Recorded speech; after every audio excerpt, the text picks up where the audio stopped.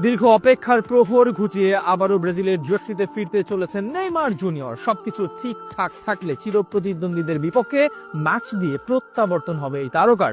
আর Vinicius, রাফিনার সঙ্গে Neymar ফিরলে আর্জেন্টিনার বিপক্ষে একটা শক্তিশালী আক্রমণ ভাগ নিয়েই মাঠে নামবে সেলেসাওরা।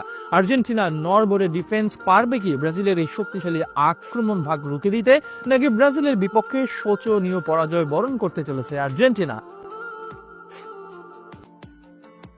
দীর্ঘ প্রায় 1.5 বছর পর আবারও মাঠে গড়াচ্ছে সুপার ক্লাসিকো।